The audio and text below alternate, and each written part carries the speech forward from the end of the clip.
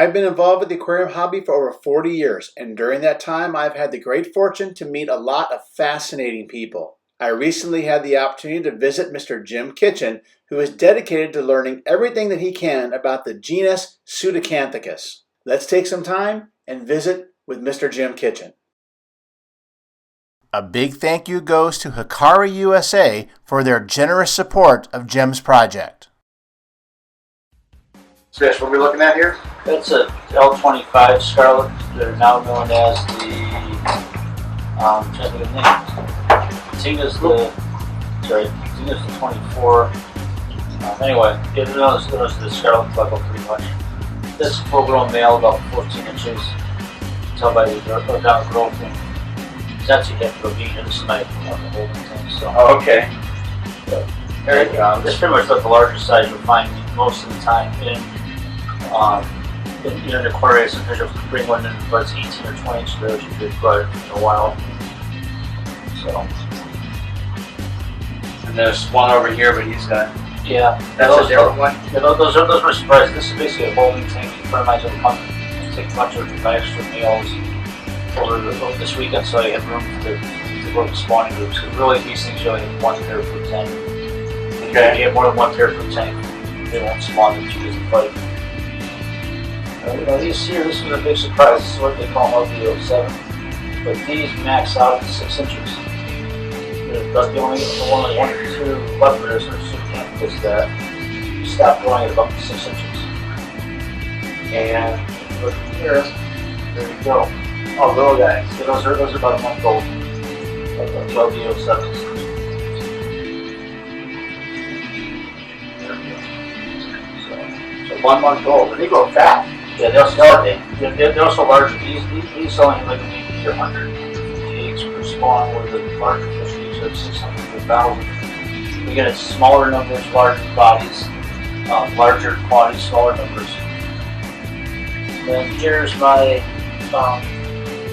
extra 600s. They're the first spawn, the first actual one from the first surprise actually.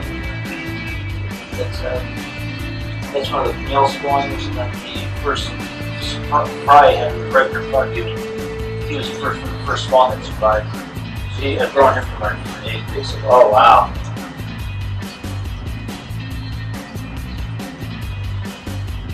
And that's what I mean, so it was these things. So these really long, low tanks, you build them yourselves, or? Yeah, I had someone build them. Again, the whole purpose of these tanks is for growing out of fry, because they don't have fry, you use all the space you have, so these are just an overflow right now. That's another female. That's actually another variant. Look, the eye is actually golden as opposed to black. Okay. And that's another New River. I think I've got other names of all the rivers somewhere, but that's actually a location which is disclosed to me as a common collection point. Usually they're just called a 114, but it's actually a different river. And this is what these plecos do to sponge filters? Yeah, when you don't feed them enough. Okay. So, and there's the full high film. Look, these over there. So it's holding up. You get angry, you get something. So anyway, nice I can show you, but there you go. Pretty cool. Okay, so in 2006, I know this gets a little bit personal, but in 2006 you were diagnosed with Parkinson's disease. Yep. Okay, and at that same time you mentioned that you were looking for something that would keep you active and keep you moving, and take it from there. Yeah. Well, again, usually when people are diagnosed with Parkinson's, they've had it for a couple of years before they are officially diagnosed. So they're having a lot of issues, and basically I was told, maximum 5 years, you're going to have to stop work, and so you better find something that occupies your interest. So I already had a 125-gallon tank with the clowns in it. So I went to a friend of mine, Chris Bennis, up at his store, and he just was a little bit of a smart aleck and said, hey, you're so smart, why don't you see if you can spawn these, because no one else has ever spawned Pseudas before. And so that's what got me hooked on them. Okay, so you picked up your first Pseudacanthicus plecos. Had you kept plecos or other types of catfish prior to that, or did you just jump right in with these really hard ones? Only bushy nose. Just bushy nose? Bushy nose, maybe a couple quarries, that was about it. And just dove in full force, and maybe it was a little bit foolhardy in doing it, but didn't really think too much about it. What helped you to become passionate about these animals and to want to grow what you're doing? What interests you so much about Pseudacanthicus? Well, the first thing was the challenge, because again, I like being challenged. I like my mind being things to work on and trying to figure out what they needed. Really was frustrating me for a while. And then, again, people talk about, they just sit in the cave and don't do anything. Well, I learned that if you have the right environment for them, they're not hiding. If you lower the light a little bit, and if the water's good quality, both of my males, Pseudas, my 600s, they'll actually come out and say hi when no one else is around. They'll come out and they'll just sit there and they'll waggle at me. And I think Ole Polson has one that'll come up and take a pelt out of his hand. Okay. So they have a little bit more, but they're not as showy as like the discus or the angels or other fish. But big cichlids, things that are not quite as in your face. So right. Interesting. And then all the other bad reputation about they're mean. They kill each other, and if you get the right environment, they are very easy to keep. To be honest, I've only lost 2 adults in 10 years or whatever, however long it's been. These are really big catfish. So what do you feed them? Here's the carry massive works. I find it's the best food to give them the volume and the amount of food that they need to keep going, keep healthy. Each one takes between 6 or 8 pellets a day, so it's a lot of food to go through the waste system. And if I'm using other things like live foods or natural foods, just the amount of waste and bioload is way too much for my filters to keep up with. So this makes a very easy package, both big and really. So you find these fish are mostly nocturnal. You feed them at day or night? I actually feed them in the late morning and early after, late morning or just before the lights go out, because sometimes they will come out and feed. The more comfortable they are in the environment, the more they come out. I've got some which, if they wait for me to get the food, once they get it, immediately come jump on. These guys here, they really don't care too much. They just sort of wait till it gets dark. Oh, okay. So it's again, so this thing here, we get 18 massive boards a night, minimum. So I hear a lot of these catfish are really tough on equipment. I see heaters. What kind of heaters are you using? I use right now I'm using the cobalt heaters. I've been switching over to those. They seem to be a little more durable. As you see this one here, it's already off the glass. At nighttime, they come through, they just knock everything off the glass. Anything with the sponge, with the suction cup, is subject to be damaged, attacked, and everything else. So these being flat and also not glass or chloride tends to make it a lot easier. They're a lot more durable. And maybe as much. I actually have not had one fail about a year and a half I've been using it. So this is a temperature controller. Yeah. I use this for all my tanks for spawning, because with this you get true 1 Fahrenheit degree temperature adjustments. Okay. And I firmly believe that anyone who's trying to spawn very difficult fish or don't have a clue where to start, those are perfect, because you can go in there, you can just dial up a degree, down a degree, and it's within a degree. If you try and do it with a thermometer or like a regular heater, let's say plus or minus 2.5 degrees, and if so 5 degree span, that's way too much variation. Okay, so I'm looking. So this is hooked to a heater where? Actually, this is for my tub. Your tub. Okay, But, that's a big titanium heater right here, right? That's 1,000 watts. Okay, so that's what's controlling this. Right, but I also have them for all my tanks. I can look over there. Like I say, I can show you a better one. Oh, I see. Okay. But I've got them all my tanks. I've got them on the other side. I see a better over here. Oh, so this is just a thermostat. Oh, this one. Okay. Yeah. This is a thermostat control, and it's basically a thermostat control that your regular heaters are plugged into. Right. They're not a special heater. It's just controlling those heaters. Correct. And the thing I like about it is, so here's where my regular heaters are plugged into. Right. Over here, you look over here. I've got it over here. So again, for 1 degree difference, it's beautiful. The other thing too is it's a double safety, because I set my heaters at like a max temperature of like 88 degrees. Right. So if the temperature control, let's say the thermocouple falls out of the water, that thing will say, "Give me heat till the end of time."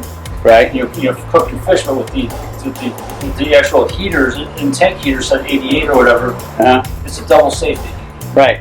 So if either one fails, the other one will take over and make sure it shuts off. Okay. And so with this thing, can you set a high and a low? So like if it gets if you set this at 83, if it goes above 83, will it shut off? Yeah. And if it goes below 83, it'll just stay on. Yeah. So it's a single. Yeah, just like a regular thermostat. It's down to one. There's 1 degree variation. Okay. Plus or minus half a degree, it will keep you in that band. That's the other important thing is Okay. keep within a degree of constant temperature. Okay. And Cool. Very cool. again, people will say, well, that's $50, but you know, heck, when you look at what the value of the fish are in these tanks. Yeah. A $50 heat controller to protect a $500 fish. That's a no-brainer. Yeah. So, then the pipes up here are my automatic water change system. Okay, automatic water changing. But that's coming from the tubs below? From the one tub on the right, yeah. Okay. So what I do is I've got the drippers which are over here, and this one will give you 2 gallons per hour Right. from here. So depending on how many gallons of water you want to change depends on how many drippers you actually put Okay. in each tank. So the other thing I had to do is I put these all from the ceiling coming down, because again, I'm looking from a biological standpoint, if you put the pipes along the bottom, the water will stay in the pipes. This way, everything, if you notice, It drains, yeah. Every time I ended up with the dipple on the bottom, so I'm sure every single line will drain. Right. Yeah, and then you end up with bacteria loads inside your pipes. Yep. So, yeah, I've got that same thing like with the well in the house. I've got the tank, I've got a pressure pump, I've got a bladder to regulate the pressure. I've got a step-down regulator, so it takes it from 65 psi down to I think it's 20 for the line, and then that way all the drippers don't blow. Right. So it comes from this tank here to that pump. It gets pressurized here, and then goes up there, up to the ceiling, then to the distribution center. Okay. And so how many gallons a day are you dripping? I can do 100 gallons. I can drain this whole tub. Okay. And I've got it set on a timer. I have a timer box here. This is a little bit whatever, but I've got a timer box here with all of its, the sprinkler valve control, and it also has a low sensor, so if it goes too low, it'll shut the pump off. Okay. So when I was gone in Brazil or whatever, my wife did a very easy job. She adjusted the parameters of the water, and then once it was stabilized, she just come down, press the button, and run for 45 minutes, and drain the water, and it would automatically fill back up again. Okay. So this is a pretty big tank, and how are you filtering most of these tanks? Are they filtered through canister filter? Oh, big fluids, it looks like. Basically every single filter I have here is a fluval. It's either an FX5, an FX6, or a 404, 405, or 406. I've got 5, I think, of the FX series, and I've got 7 or 8 of the 400 series. Okay, and then in this vat here, this is just aging water, or are you doing something else in there? Actually, yeah, I have the 3 totes here. I have 300 gallons of water that I can make a day out of RO, because I have well water. The well water is so bad, I can't even mix it back in. Okay. Make 100% my own formulation of water. But you are reconstituting. You're starting with RO and you're bringing it back up to a certain level of hardness. And right. Okay. Yeah. And do you find that the different fish have got different requirements as far as water hardness? A little bit, not too much. It's more the thing with the genus is it's more the seasonal. You have to sort of simulate the change of the seasons and some of the little nuances of the seasons.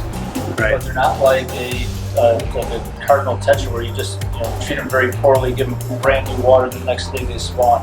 Right. There is no real trigger that you find where if you do this, then the next day they'll be in the cave. Okay. So there's none of that. Like, it's not that easy. I wish it was. Yeah. Get time out. And so I went online through Aquabid and I ordered 6 cactus pluckos. They were the leopardus, and ended up getting 3 very beautifully matched sets. They were about 5 inches when I got them, and then I started spawning them 2 years later when they were up to about 8 inches, and just sort of progressed from there. So I've gone through 9 different Pseudacanthicus. I've spawned 9. I've had 15 different species in my basement at one time, which is really neat because if someone asks you, well, how is this one different than this one, like a 24 different than a 25, I just literally go downstairs into my fish room and see how this one's acting with the weather, see how this one's acting with the weather. Okay, so you've been working with cactus plecos now for about 10 years? Yep. Just about 10. So everything that you've accomplished with this genus you've done in basically a decade, right? Yeah. Which is pretty impressive because these fish are big fish. They're aggressive fish. They take a lot of space. And like a lot of plecos, I imagine that they are slow to induce to spawn, or is it something that happens pretty quick for you? It takes a long time for it to get going. What I've found is when you start off with them being small, they have to learn how to go through the spawning cycle. And usually with the cactus plecos, it's very hard to import females because the collectors tend to leave the females in the river, sort of self-preservation. So to grow them up small, it's a little bit harder to get them to learn how to spawn. It usually takes 3 or 4 attempts before they're successful. Where later on I was able to get some spinosus, which are the L160, as adults, and basically they spawn within 2 weeks in my aquarium because they already knew what they were doing. Okay. So from what I'm gathering from what you're saying correctly, we get the small plecos, tank-raised fish. There's an age aspect where they have to get up big enough and old enough to be able to spawn. Now we just heard a speaker downstairs say that that's not as long for cactus plecos as we thought from a maturity standpoint, not a full size standpoint, right, but from a sexual maturity standpoint. But add to that your observations that even if they are old enough, there's a learning curve from the animals to figure out how to get it right. that seems to be the overall general. It's overall generally correct. I actually had my first set of F1s for the 600s. They were 3 years old, under 6 inches, and they spawned successfully. And that was just totally blew my mind because up until that point, the smallest ones that ever spawned was 8 inches of that species. Okay.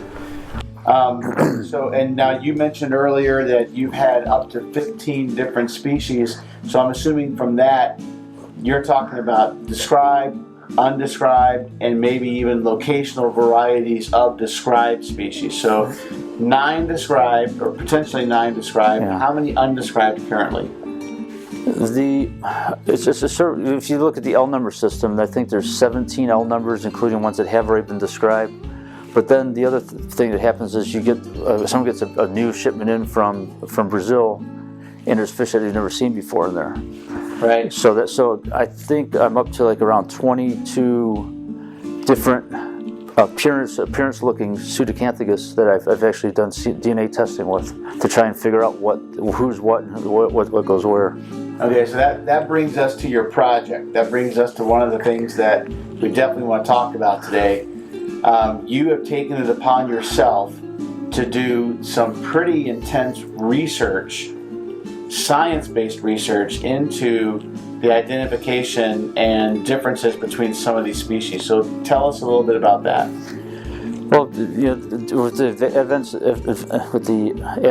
advances in technology and computers, everyone sees on TV there's the 23andMe DNA test kit for people. You just take a mouth swab with your spit on it or whatever and send it in, and they will analyze that for you. That's what the method I'm using is just a brush inside the Pseuda's mouth, which is a little bit of a challenge because they don't like to have their teeth brushed usually. But I think it's far better than taking a piece of fin and clipping it and using it as a sample. So about 5 years ago, I got the first run done, and I had all the basic ones done: the 24s, the 25s, the Leopardus, the Spinosas. So I had like the basic foundation of what was in the trade at the time of about 7 species, and started figuring out who was related to what. And then in the last 4 years, with the help of people like Ole Poulsen over in Norway, I've now, I believe I'm up to 25 distinctly different appearance-looking Pseudacanthicus, with which I have DNA on, including 3 from Suriname. But what I'm doing is I've got enough of those done where I can go into the existing database, and my DNA results are identical to what is currently in the genetic bank. So that basically verifies and validates the fact that what we're doing is in fact the correct thing. To be honest, because again, this is dragged out into 5-6 years as opposed to my idea was to have it done in a year, and after a year I had the information, but it wasn't quite enough to answering my questions as to why. So right now we have done DNA sequencing on pretty much every known variant, species, L number, trade name, and I've got them all, including, it's just pretty amazing what the tree looks like, because the other thing is a lot of people will have an argument saying, well, with DNA you don't know, it's just DNA. Well, if you take that with all the observations I've done over the years, you can start to see the different groupings fall together, and a lot of the DNA samples gave me that, it validated what I sort of knew intuitively by watching them, but couldn't really prove. Okay, so that brings us to the big question. You've done all this DNA work, and I remember you told me you actually get mouth swabs from fish that other people have because they're so hard to get. Yeah. That you'll get people around the world that'll get these samples to you. Why are you doing this? Because I'll start off with another challenge where someone said, well, if you think a 600 is different than a 114, prove it to me. Again, they're both the leopard cactus pleco, but they're different. And again, it sort of morphed. I mean, I had absolutely no idea that this was going to turn out the way it did, because I was just talking with the person. They go, well, I can run those samples for you. And I'm like, what, you run DNA samples for me? Oh, sure, no problem. We'll just do it in our spare time. So that was sort of my inroad. That if someone said, I want you to set up a program to collect all the DNA known for catfish, for cactus plecos around the world, I would have said, you're crazy, it can't be done. But it just sort of, it's grown. I've been I've more or less been a program manager of the whole thing.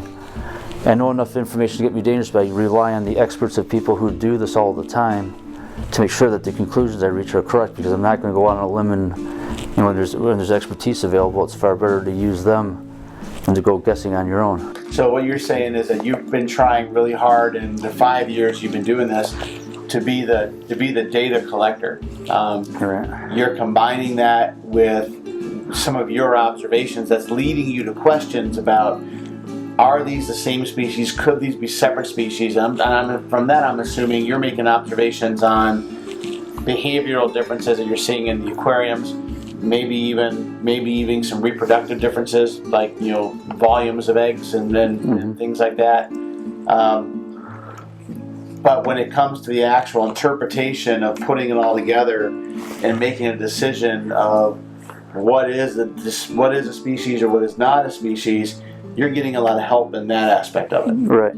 All right. Because it is a very big decision point to make. Again, I'm at over 85 samples from each specimen gives you a sample. I've had 85 fish that I've got DNA from.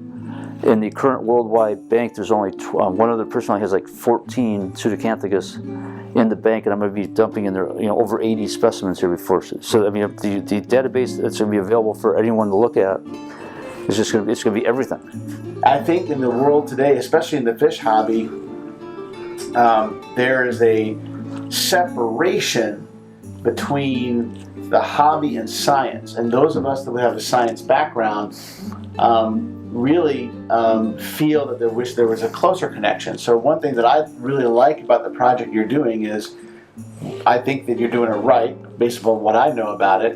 You're collecting really good sample sets of data, but then you're also making that data available to people who can utilize it and make an understanding of it because they have the training so far in the background. I hope that the scientists and the people who you are working with have an appreciation, because I know they know the value because they spend the money on their side. Yeah. But to have a citizen scientist, to have a hobbyist be able to do what you've done has got to be appreciated, I would hope. So what's some of the feedback you've been getting from the scientists? Actually, not a whole lot, to be honest. I hate to say it, but unfortunately, they'll tell you that they work with the grant money that they're given, and they have limited budgets, limited time. And there's a few younger guys that are helping me, but they want it to be known that they're helping a hobbyist, because again, in their circles, it's not necessarily a favorable thing. So I've offered to help people. I've offered to help them put their name on my paper. Like, no, don't worry about it. Just the fact that you're getting this data out there for everyone to share. That's the important thing. Okay, so they're willing to accept the data. So I guess let's try to make my question a little simpler. Are the scientists and the people that you're presenting this data to, do they accept the data? Are they saying this is valuable, valid data? They say it's a good start, and again, that's where you tie in the the morphological data, or what they look like, or the reproductive habits. Like, if you just have one piece of data, It's not necessarily something you can go to the bank on, but you put 2 or 3 pieces together and your confidence increases. So, Okay. but I am finding it's very much old school versus new school, even with the scientists. The younger people who've grown up with the computers, grown up with DNA sequencing, they're more adept to believe that as being valid, as opposed to taking 50 measurements of of taking measurements from 50 different fish and coming up with an average. And they say, okay, this one's different because this one's a touch longer or whatever. So, right. Yeah. So this is still very much a case of when we're looking at identifying species and separating species into different types. It's not a one piece of data makes that decision. It is the overwhelming predominance of all the data from morphological, sometimes behavioral, but not very often, and now the DNA or the protein characterization data, and you're just helping to create one small part of that for this genus. What do you want? It's a good question. I mean, again, for me, I've always been driven by wanting to know and wanting to know the answer to the question, and so I'm pretty much there. If I could back up for 1 second, like one of the big outcomes that people ask me is, well, why did you do this? And when you look at all of these Pseudacanthicus, the hardest ones to spawn are the 24s and the 25s, the Scarlet and the Flame, as they were known before, the Titanics and the Typhoons. And those are all 4 of the very hardest, most difficult ones to spawn. In 3 years I've had 2 spawns with 1 pair. And it's just, I still can't figure them out, to be honest. But when you actually look at the DNA, they're their own group. And there's an aha moment. Because you have all the Lepidus. They all fit together in one group. Then you've got the black Pseudas with the white spots. They fit into a group. You've got the off-color Pseudas with stripes and slashes. They all fit in one group. So everything starts to line up and make order. So I mean, that was the biggest thing I got out of the DNA testing was, yes, there's this group of 4 Pseudas which are very difficult to breed. And guess what? They're all closely related to each other. Okay. So now, that gives you a bracket to go. Okay, what's different about them? I have maps of all of the Amazon, the elevations, the size of the rivers, things like that, water temperatures. So in order to get after these things, the more information you need is, the more you have, is the better off you can do with it. So that's going to lead us back around to the little bit of practicality side of it, because beyond the science side and all this stuff that you've done with creating finding the DNA samples, getting them, finding some of the interconnectionness, seeing the relationships that group them, probably one of your biggest contributions is the fact that you have spawned how many of these types? They've actually hit all 4 groups. There's basically 4 groups, and I've done the major ones in all those groups. Okay, so you've seen differences in how the behavior spawns and difficulties and challenges. Yeah. So let's just forget whether or not a scientist or a university or a lab takes your data and uses it to actually do something with identification. The information that you found, being able to identify them as groups, has that helped you in managing and improving your spawn rates with different fish and different species? Yeah, I mean, in the last year, I think year and a half, I spawned 4 of the 9. So there's a learning curve once. So I had all the data and started making sense. Then I was able to spawn 4 different ones in the space of about a year and a quarter. Okay, and that's because you said, okay, maybe I'm gonna kind of try to wrap my head around that. You have a fish that may look like Group A, right? Okay, and you do a protein characterization. You do a mouth swab on it. You get the DNA. You place it into your algorithms of describing what's it close to, what it's not, and then you discover that it may look a little bit like A, but it actually is in Group B. Yeah. And now that allows you to apply what you've learned about spawning other fish in Group B and crack that one. Right. Right. And a big example of that is the leopard. The leopard cactus plecos. There's actually 5 different. I've now been able to test that there's 5 different established patterns or appearances based on river. And the thing that we found interesting is for the leopardus, they do not like heavy current, and they need incredibly clean water. And the reason for that is if you actually look again, using the maps and all the information, those are primarily spawning in the floodplain between Guyana and Brazil. So those are the ones that you see, like the Pantanal, which is way to the south. You see when they flood in the rainy season, there's like 20, 30 feet of water covering everything. They like very calm water, maybe just a little bit of current, very clean water. That's why the fry are the hardest to get to survive, is they need immaculately clean water. I mean, beyond what you've ever imagined to live and thrive on there. I mean, for a long time, my success rate was less than 10% per clutch. Okay. So, you know, I've had probably 15 spawns of, you know, the 600s and the 114s, and I've only raised like 500 fish to sell. So it's very discouraging to see that, but now that I have this information, it makes more sense. Then you get over to the 65s, which are the blizzards, and the 97s, which are the polka dot. They're closer to the mouth of the Amazon as it goes into the ocean. They don't really care what they have as long as it's consistent with temperature. They love a lot of current. So you look at where they're at in the river system, there's a lot of current, there's a lot of silt, there's a lot of debris. But if you put them in a perfectly clean tank, they won't spawn. Huh.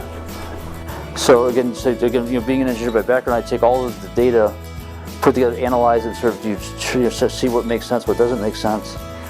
And like one of the unusual ones I have is 427. They like the water coming straight down on the front of their cave. That's the first suit I've seen where they actually like water hitting right on their cave. So again, all these things you can see, and having them in one room, it's like, okay, if I do this to all 5 of these tanks, but these 2 are different than those 3, that's like, okay, that's a good thing to notice, and go on from there. So Jim, how much time do you spend out here just staring at your fish? I used to spend, you know, a lot of time. I haven't been doing it lately, but I try to get like an hour or 2 a day. It's kind of nice just to sit, but you know, things get everybody else like it's busy. Yeah. So usually in the rain, when the rains come, that's when really come down. When the rain, the person can move it and see what's going on. That's when they're the most active. Pretty cool. Hey Jim, I want to say thank you very much for the opportunity to visit, learn about these fascinating genus of catfish you're keeping, and commend you on your dedication to a really tough project. And your passion for these fish is obvious. It's very obvious. Well, I appreciate that. Yeah, I'm very good showing people my room, and yeah, it's definitely something that sort of draws you in. There's something new every day for it, so a lot of fun. Thank you, Jim, for the multiple opportunities to visit with you and share your knowledge and experience with cactus plecos. I apologize for the technical difficulties that have negatively affected the quality of this video. If you would like to learn more about this group of catfish and more about Jim's research, he posts a lot of updates, photos, and videos on his Pseudasmart Facebook page.